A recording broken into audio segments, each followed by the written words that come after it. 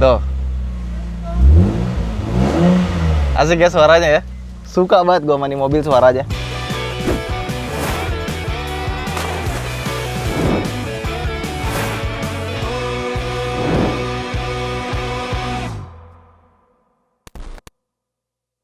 Halo semuanya, kembali lagi di Florida Hanif dan kali ini kita mau membahas sebuah mobil. Wah, ini mobil yang mungkin suka dipandang orang sebelah mata, tapi di satu sisi kalau kalian main Gran Turismo, ini adalah salah satu mobil yang menjadi menjadi jagoan lah. Karena harga bekasnya murah dulu ya. Terus lo bisa tuning mobil ini sampai tenaganya gila-gilaan. Kenapa? Karena dia pakai mesin 2JZ GTE. Enggak, yang ini GE. Yang GTE itu yang dipakai sama yang GS. Nah, ini jadi adalah Lexus IS, di mana ini adalah Lexus yang paling murah pada zamannya. Ya, jadi waktu itu Lexus itu nggak punya mobil buat menyaingi BMW seri 3 dan Mercedes-Benz C-Class. Akhirnya Lexus bersama dengan tim Toyota membuat sebuah mobil kompak dan ini benar-benar dikerjakan secara serius. Oke, sebelum kita lanjut ngomongin mobil ini, nah gue pengen ngasih tahu sedikit aja bahwa gue akan melakukan giveaway mobil. Tapi bukan mobil ini ya. Gue akan melakukan giveaway mobil yang gue punya saat ini. Kemudian Gayung bersambut ternyata NMAA ingin ngajak kerjasama juga untuk memodifikasi mobil tersebut sehingga mobil yang di giveaway tersebut itu sudah full modifikasi by Ridwan Hanif dan NMAA. Caranya gampang banget ikutannya. Kalian tinggal beli tiket Road to IMX Virtual Stage Makassar. Nah, kalian bisa beli tiketnya di www.imx2021.net. Langsung aja beli di sana, tiketnya terbatas, jadi jangan sampai kehabisan. Nah, kira-kira mobil apa yang akan gue giveaway? Bisa komen di bawah tebak-tebakannya. Kalian tahu kan mobil apa aja yang gue punya? Nanti bisa komen di bawah aja, kira-kira apa yang akan di giveaway. Dan seperti apa modifikasinya? Karena modifikasinya akan lebih mahal dibandingkan dengan harga mobilnya. Oke, lanjut. Jadi mobil ini pertama kali launching di tahun 98. Dan waktu launching, mobil ini tuh mendapatkan banyak apresiasi dan menjadi Japan Car of the Year. Cuma sayangnya mobil ini penjualannya nggak begitu berhasil pada saat itu karena Toyota punya mobil yang berdekatan kelasnya. Jadi kalau mungkin mobil-mobil lain gitu ya, kayak misalkan Mercedes punya C, I, sama S ya kan. BMW punya seri 3, seri 5, seri 7. Kalau Lexus sedannya ada 4 seri sekaligus dengan dimensi yang berbeda-beda. Mulai dari yang IS, terus ada IS, ada GS, baru ada LS. Nah, jadi dia punya 4. Nah, orang tuh punya dapat pilihan mau yang IS atau IS. IS lebih kompak ukurannya, mungkin kayak seri 3. Sedangkan IS itu kayak gini bentuknya yang sekarang, tapi waktu pada zamannya mobil ini bentuknya seperti ini. Itu posisinya sebenarnya kayak Camry tapi versi Lexus yang lebih mewah. Nah, mobil ini waktu gua pakai, gua cobain, ternyata mobil ini luar biasa. Nyamannya, sportinya dapat. Dan gue suka banget mesinnya nih. Nah, dia tuh punya 3 pilihan mesin. Mulai dari mesin 2000 cc, ada 2 model ya, 4 silinder sama 6 silinder. Sama satu mesin 6 silinder 3000 cc, 2JZ tapi bukan pakai turbo, 2JZ GE aja. Nah, ini kebetulan mobilnya yang 6 silinder, 1G FE mesinnya. Terus kalau yang 4 silinder, itu tenaganya justru lebih gede. Dia namanya 3S mesinnya. Nah, yang 4 silinder tenaganya hampir 200 horsepower. Yang ini tenaganya 154 horsepower. Ya, 6 silinder, torsinya 197 Nm.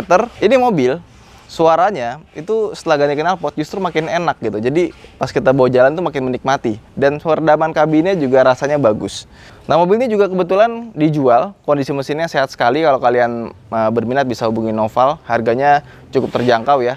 200 jutaan lebih dikit. Terus juga mesinnya untuk sebuah mobil Jepang ini sangat mewah ya, karena Lexus juga, dan dia juga sudah dilengkapi dengan CVTi. Dan kebetulan mobil ini juga punya transmisi 4 percepatan otomatis, di mana untuk yang versi 2000 cc nya yang 4 silinder, jadi silindernya makin kurang, dia punya transmisi 5 percepatan justru. Mungkin karena lebih pendek kali ya mesinnya ya.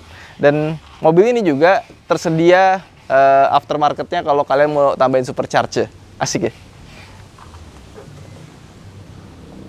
Oke, nah terus soal desainnya. Memang desainnya ini kalem, rasanya memang lebih mirip Toyota dibandingkan dengan sebuah Lexus yang ekstrim ya. Tapi memang Lexus pada zamannya tersebut itu desainnya nggak terlalu ekstrim ya. Nah, tapi setelah lama kesannya timeless sih.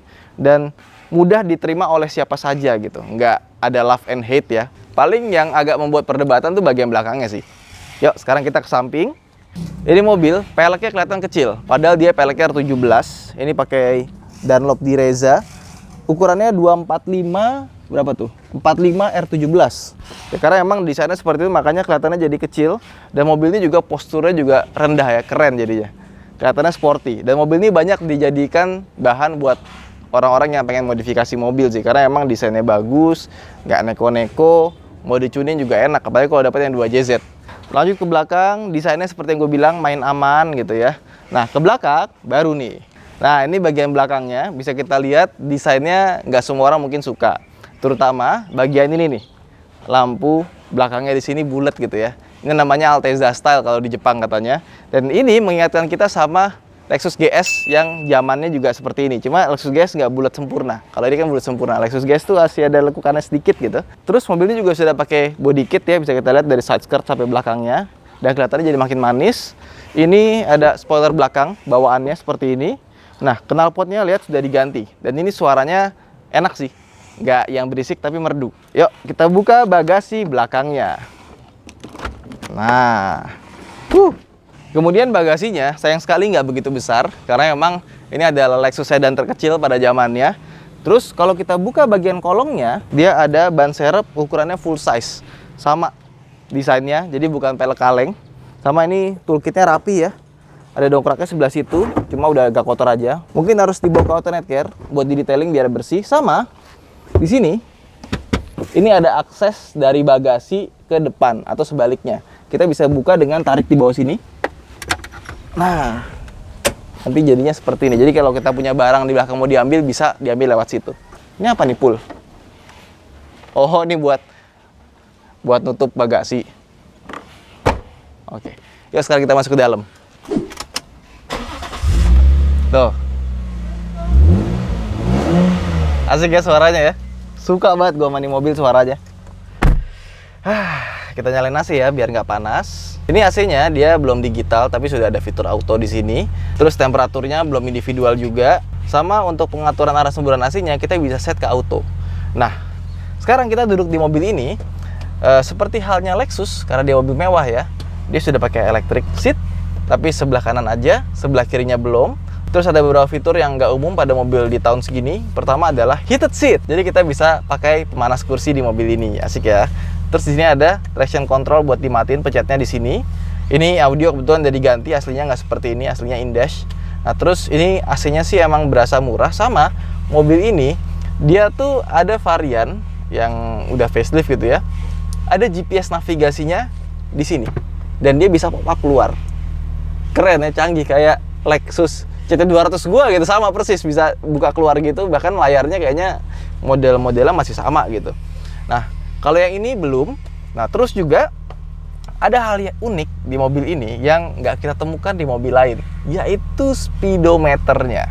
Orang yang masuk ke mobil ini pasti akan terkesan sama speedometernya. Ya ini speedometernya itu bentuknya kayak jam tangan, chronograph ya kan. Ada 3 kanan kiri di sini ya kan.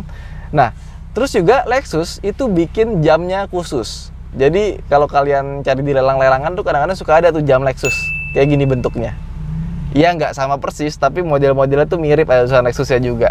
Iya ini keren sih, apalagi pas kita nyalain gitu ya. Ini ada fitur autonya, kalau kita masuk ke dalam terowongan atau malam dia akan nyala sendiri. Ini kalau nyalanya tuh putih gitu, kesannya kayak modern. Ya kenapa Lexus nggak bikin kayak gini lagi ya? Karena keren loh menurut gua ada model jam gini.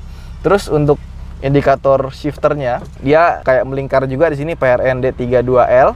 Nah terus untuk varian Eropa dan Amerika kita dapat shift knob itu bentuknya kayak bola seperti ini gitu. Transmisi masih halus ya.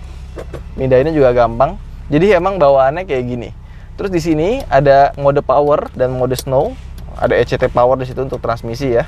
Nah ini juga untuk odometer juga sudah digital. Ini kebetulan odometernya sudah sampai 299.000, cukup banyak ya. Nah terus untuk material interiornya sayang sekali untuk sebuah Lexus plastiknya tidak terasa mahal. Ya plastik sini ya keras semua nih. Plastik keras, plastik di mana-mana. Jadi kalau dibandingin dengan pada zamannya mungkin C-Class atau BMW seri 3, Ini interiornya sih agak kurang ya. Ini pasti keras juga gitu kan. Paling di sini nih, ini udah soft touch ya. Soft touch cuma dapat di sini doang dong. Sama ini udah pakai kulit, tapi ini kebetulan udah diganti. Maklum udah hampir 300.000 km, pasti udah diganti lah ya. Nah, terus juga tempat penyimpanan di mobil ini juga agak unik ya. Mulai dari bagian atas ini ya. Ini tuh bawahnya dikasih velvet atau bludru. Nanti pegang masih halus. Terus di sini ada laci, nggak begitu besar, tapi dalamnya sudah dilapis bludru juga ya. Lucu, karena bagian sininya plastik keras gitu, tapi pas masuk ke dalam sini tuh, rasanya mewah gitu. Sama kalau kita nyalain lampu, dia juga ada lampunya di sini. Matiinnya dipencet sini nih. Terus di sini ada tempat penyimpanan yang agak dalam. Di sini bisa kita buka jadi asbak ya. Terus di sini ada tempat penyimpanan lagi. Ini bisa jadi cup holder juga, cuma bagian separasinya udah hilang. Sama di sini, ini bukanya gue pikir kan awal ke atas ya. Kok nggak bisa, ternyata dari samping. Nah, ini juga dalamnya di cover bludru lagi, velvet, biar nggak bunyi-bunyi kalau kita naruh barang. Pokoknya aneh ya, kayak mobil ini bagian mewahnya itu tanggung gitu, nggak dibikin sepenuhnya mewah gitu. Iya, maksudnya dalam-dalamannya gitu mewah, tapi kenapa bagian ininya tuh plastik semua. Untuk atap, pilar, ini juga khas mobil mewah sudah pakai bludru, tapi untuk airbagnya dia belum ada di pilar ya, belum ada curtain, belum ada yang kayak tirai. Jadi airbagnya cuma ada di depan, pengemudi, penumpang, sama di kursi samping. Dia udah ada airbagnya.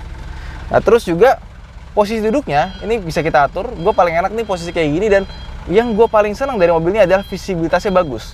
Pilar sini emang agak gede, tapi karena dia dashboardnya ditarik ke belakang, pilarnya agak tegak, rasanya pas. Terus dia bisa diatur tilt steering, tapi belum bisa teleskopik. Dan diaturnya ini, kita naikin gini, dia ada pegasnya ya. Sama biasanya kan kalau kita atur tilt steering teleskopik kan ngebukanya kan berat ya. Kalau ini enggak, ini dia ada pegasnya gini deh. Terus dia sudah ada cruise control di bagian sini. Ini untuk rear fog lamp. Sama ini untuk mengatur ketinggian lampu ya, sorot lampu. Sama di sebelah kiri, ini ada untuk pengatur kecerahan si speedometer sama instrumen cluster. Ya kurang lebih begitu aja. Paling yang agak aneh itu bagian ininya nih. Karena rem tangannya menurut gua agak terlalu jauh ke kiri. Ya mungkin karena ini untuk pasar Amerika juga sih ya. Jadi kan biasanya setir kiri. Kalau dia ditaruh sebelah kanan pasti lebih enak lagi nih rem tangannya. Kemudian di sebelah kanan sini, ini belum all auto, yang auto baru sebelah kanan aja. Terus ada electric mirror sama retract. Sama di bagian sini kan di kayu hitam ya. Jadi yang dapat kayu hitam itu cuma di bagian sini sama di bagian setir. Nggak terlalu banyak aksen sih, tapi jadinya minimalis sama bagus. Terus spion dalamnya udah pakai day and night. Nah di sini kita bisa mendapatkan lampu buat vanity mirrornya. Oke, pokoknya kalau rasa mewah sih, rasanya mewah nih mobil. Cuma entah kenapa kentang gitu, nggak dibikin mewah sekalian. Ke belakang yuk. Mobil itu nggak segitu panjangnya, cuma 4,4 meter. Tapi ya, meskipun ini adalah varian terendahnya Lexus pada zamannya gitu, paling murah. Kursi belakangnya ini, itu enak. Dia empuk, terus juga sandarannya tuh pas gitu. Kursinya tuh agak bikin ke bawah, sama sandaran miringnya tuh enak buat dipakai tiduran. Ini di sini kita bisa dapetin armrest ya, sama di sini ada akses yang gue bilang tadi ke belakang. Bisa dibuka. Ya, kita naikin sedikit ya. Ini di belakangnya cukup enak lah. Nggak enak banget, tapi dibanding mungkin sama Altis atau Camry gitu ya, ini kursinya sih posturnya lebih enak, lebih pas buat badan. Nah, headroomnya juga menurut gua dia agak tipis, meskipun legroomnya masih ada. Tapi memang mobil zaman dulu itu nggak dibikin selega-lega mobil zaman sekarang sih. Terus di sini ada 2 buah cup holder yang desainnya minimalis. Lucu ya? Ya, ini kacanya nih bisa dibuka nih. Ya iyalah, kaca bisa dibuka. Yuk, sekarang kita bawa jalan-jalan. Oke. Hihi. Iya, mau ditabrak. Iya. Oke. Nah, seperti yang gue bilang tadi, ini mobil mungkin bersaingnya dengan Mercedes-Benz C-Class, 3 Series gitu ya. Tapi pas dibawa jalan, ini nyaman sekali loh. Gue udah bawa mobil ini di tol, agak kenceng gitu ya. Gue amazed untuk mobil tahun segini, itu bantingan suspensinya. Bantingan suspensinya itu menurut gue dia bisa pas gitu.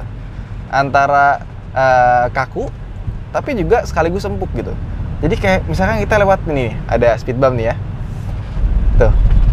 Itu bisa diredam dengan sangat baik guncangannya gitu. tapi nggak yang lebay gitu. Enak banget loh. Dan gue berpikir entah kenapa, gue kan juga pakai Lexus CT200 ya. Ya, CT200H itu kan keras ya. Dan nggak kenceng juga gitu loh. Kenapa nggak dibikin suspensinya seperti ini gitu? Ini suspensinya enak banget, asli. Dan peredaman kabinnya juga bagus. Motor kanan kiri ya, ini nggak begitu kedengeran. Nggak ada suaranya malah. Kalau kita pakai knalpot yang brong gitu ya, baru kedengeran suaranya. Ini kenapa jadi udah macet ya?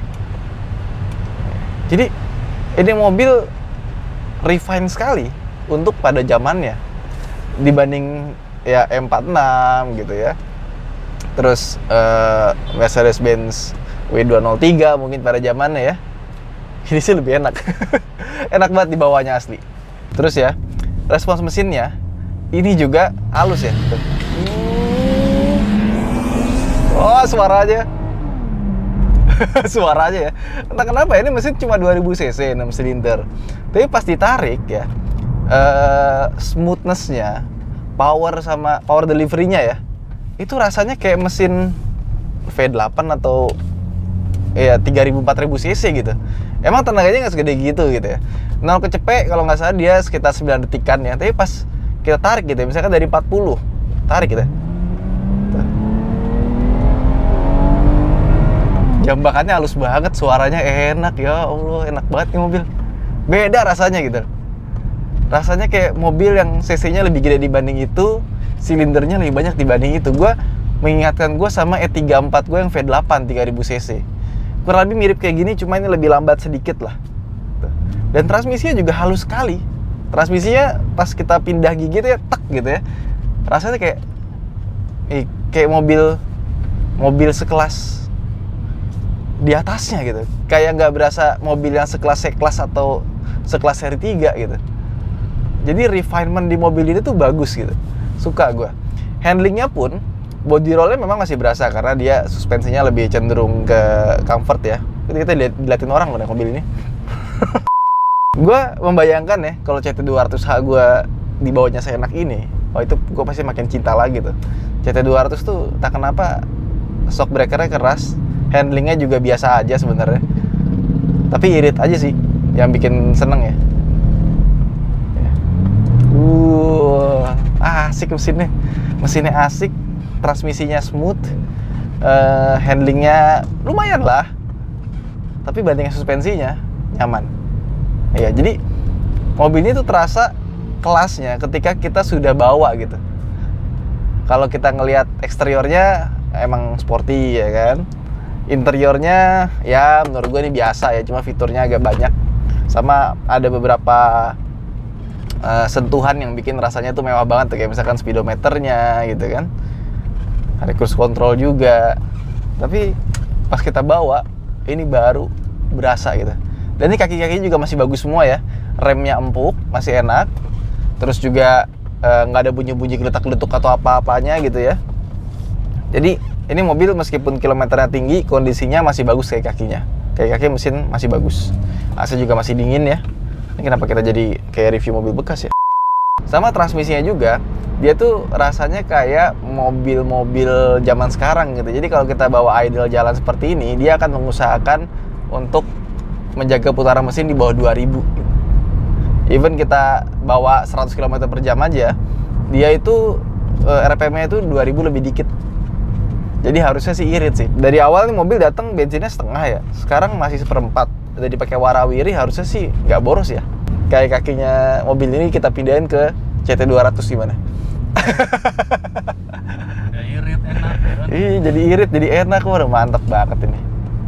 Atau dibalik, mesinnya CT200 pindahin ke sini sama sistem hybridnya.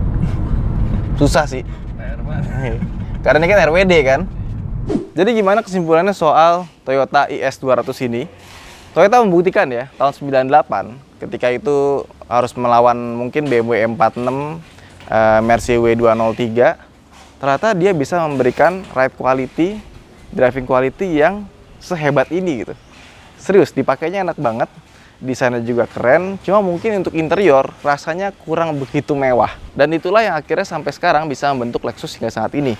Meskipun di Eropa Lexus itu mungkin kurang begitu wah gitu ya, tapi di Amerika Lexus itu sangat berjaya di sana. Sama mungkin seperti BMW, Mercedes-Benz, mereka bersaing ketat. Ya itu aja mungkin video kita kali ini. Buat teman-teman yang pernah melihara mobil ini mungkin bisa komen di bawah seperti apa rasanya. Saya Ridwan Hanif, sampai jumpa di vlog berikutnya. Jangan lupa untuk like dan subscribe. Terima kasih telah menonton. Bye!